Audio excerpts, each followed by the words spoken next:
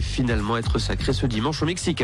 Et puis l'Espagnol Marc Marquez, sacré pour la 5e fois champion du monde de MotoGP. Seuls les Italiens Agostini, 8 titres, et Valentino Rossi, 7 titres, le dépassent désormais. Voilà pour l'essentiel de l'info sportive. Excellente journée. L'invité du jour.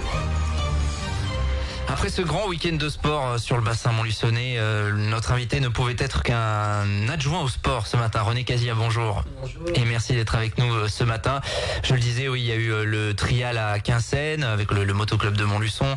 Il y a eu le 10 des Ducs, il y a eu la finale des Coupes d'Auvergne de BMX. Comment l'adjoint au sport, il fait un peu de cryothérapie pour récupérer après un week-end comme ça? Et le dossard 197 sur le 10 des Ducs, ça va? Alors attendez, on va changer de micro, on a un petit souci de micro, on va gérer ça comme ça, hop, voilà, ça c'est le retour de week-end. Est-ce que là ça va marcher? On va voir comme ça, hop, on va tester. René Casia, oui, ça marche, impeccable, impeccable. Donc oui, c'était un gros week-end. Je prenais des nouvelles du dossard 197. Le dossard 197 va pas trop mal ce matin, ça va. Bah, avec l'âge, c'est de plus en plus compliqué. Mais ouais, c'était un beau week-end de sport, hein, avec le beau temps en plus sur Montluçon. Vous avez croisé les organisateurs, tout s'est bien passé. Oui, bah déjà quand tout se passe bien, c'est un grand merci pour les organisateurs, même s'ils veulent toujours plus, hein, Ouais. que ce soit au Bike Park avec la Coupe d'Auvergne de la Ligue Aura en BMX, et puis les organisateurs du 10 des Ducs qui veulent toujours plus de participants. Mais moi, ce que j'ai noté, c'est que les Montluçonnais, ils ont été plus nombreux que les autres années sur le 10 des Ducs, hein. C'était une belle ambiance. Je pense que la présence de Laurence Calvin, elle a eu un bel accueil, elle est sympathique. Vraiment, elle dit qu'elle reviendrait quand son record sera battu. Donc, j'espère qu'il sera battu rapidement pour qu'elle revienne, parce que je pense qu'elle a attiré beaucoup de monde. C'est vrai qu'il y avait du monde, notamment sur le site d'arrivée, Place Piquant. C'est un gros travail aussi, les organisateurs l'ont souligné, des services de la ville, hein, parce qu'il faut barriérer. On sait que c'est compliqué de monter des dossiers aujourd'hui en termes de sécurité. Ah, mais les services logistiques de la ville, c'est pour chaque manifestation qui sont sur la voie publique, voire même en indoor, parce qu'il y a toujours des aménagements à faire, ils sont mis à contribution quasiment tous les week-ends de l'année. Et c'est vrai qu'il faut leur tirer un grand coup de chapeau, parce que ils sont toujours présents, ils apportent leurs compétences, et ils font ça en plus avec enthousiasme. Alors, on parlait athlé, justement, le club d'athlé, on sait que sa revendication principale, et ça va nous amener aux infrastructures, c'est ce fameux stade. C'est vrai que la piste est en très mauvais état à Saint-Jean. Est-ce que il y a des projets à venir? De toute façon, il faudra faire quelque chose sur la piste, hein. Nous, c'est vrai qu'il n'y avait pas dans la programmation municipale 2014-2020, il n'y avait rien sur ce dossier-là. On a fait venir le président de la fédération au niveau de la Ligue d'Auvergne, il est venu à Montluçon, il nous a envoyé un expert pour regarder ce qui pouvait être fait, peut-être dans un premier temps pour au moins pouvoir récupérer des compétitions de niveau régional. Après, il y a toute la question du site, hein. Aujourd'hui, on sait que sur le site de Saint-Jean, avec les courses hippiques notamment, on peut pas construire de blocs vestiaires, parce que les courses de chevaux doivent être filmées. Donc se pose la question de l'emplacement. Mais c'est vrai qu'il faudra un vrai stade d'athlétisme, c'est-à-dire pas simplement la piste, tout ce qui concerne le saut, les lancers, etc. Donc c'est un des points... dans le MNV, le dernier MNV, je faisais le tour un peu de toutes ces questions, et c'est un des points noirs où il faudra travailler dans l'avenir. Donc pour le prochain mandat plutôt?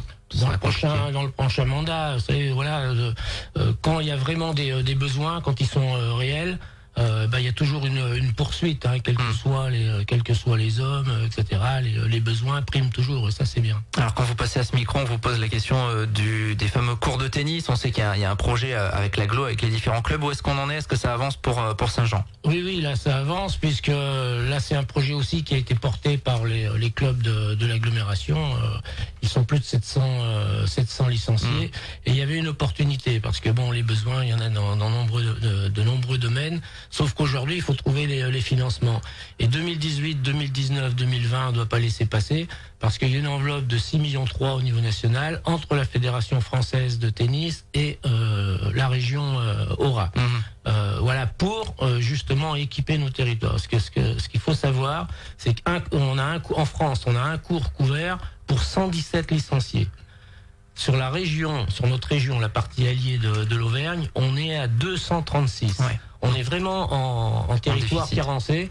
Et voilà, pour le développement du tennis, il faut des endroits de proximité. Nous, on a la chance d'en avoir avec Saint-Jean et Dallop, où il y a par ailleurs des gymnases, des pistes d'athlètes, etc., où on peut s'entraîner, faire varier les activités.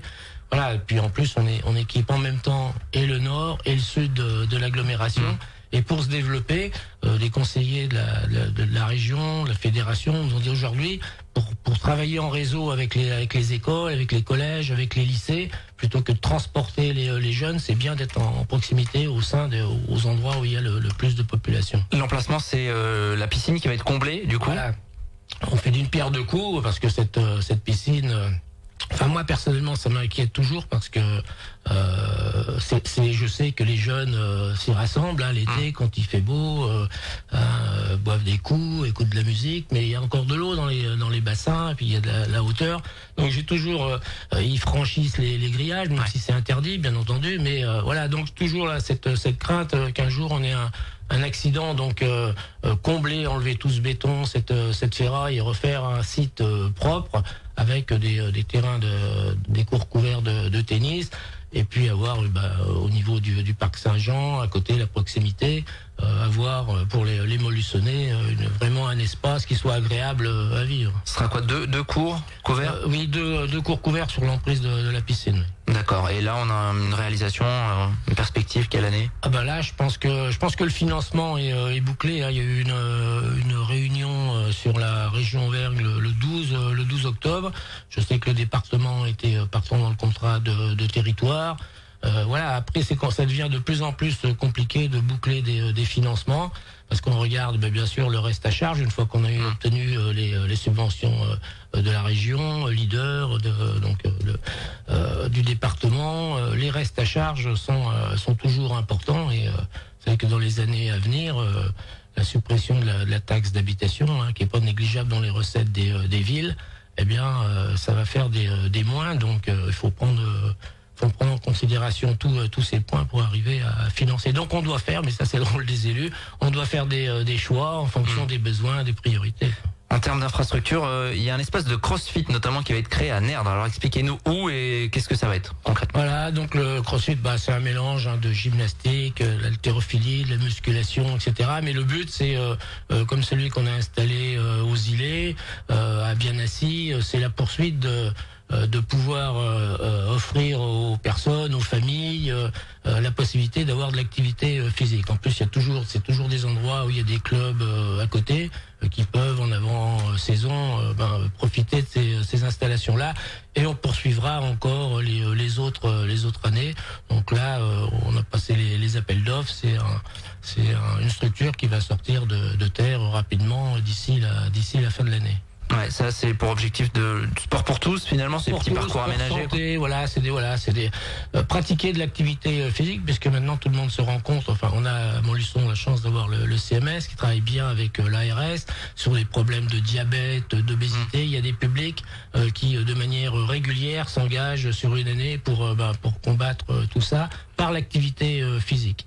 Et activité physique, et d'ailleurs espace vert, ça me fait penser à ce que vous disiez tout à l'heure sur Saint-Jean. On s'aperçoit aujourd'hui, des enquêtes très sérieuses au niveau de la santé et du bien-vivre font qu'on se rend compte qu'il vaut mieux créer des espaces verts, des espaces de détente pour les gens, pour vivre bien, tranquille dans les villes, plutôt que effectivement d'avoir des trucs bétonnés en centre-ville, etc.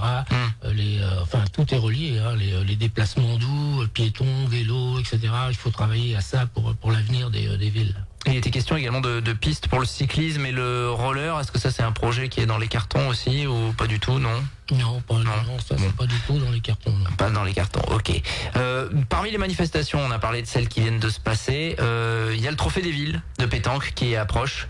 Ça c'est un gros événement fin novembre et important en termes d'activité économique pour le bassin. Du 22 au 25 novembre, oui, c'est 32 équipes, on les connaît maintenant. C'est le gratin de la pétanque qui sera sur Montluçon. Il y a bien sûr ceux qui s'intéressent à la pétanque avec des superbes compétitions qui seront relayées sur l'équipe 21, mais c'est aussi effectivement de l'activité économique. puisqu'on remplit les hôtels, les restaurants, etc. Ouais, ça sera le gros événement à venir. Il y a cette semaine le parcours du Tour de France également qui est dévoilé. Vous nous aviez dit sur cette antenne que Montluçon était candidat, ce sera pas pour cette année. On est toujours candidat, mais je pense pas qu'on ait la bonne nouvelle d'écouter Montluçon. Bon, il y aura pas très loin la possibilité de les voir dans le Cantal et Haute-Loire. Ouais. Pour les années à venir, on parle de l'Auvergne, d'un grand passage en Auvergne en 2020. Oui, mais après là, c'est pareil. Les dirigeants doivent faire des choix. Il y a beaucoup de candidatures. Voilà, donc Montluçon est une terre de vélo. On l'a vu avec cette saison exceptionnelle de Julien Lafilippe cette année.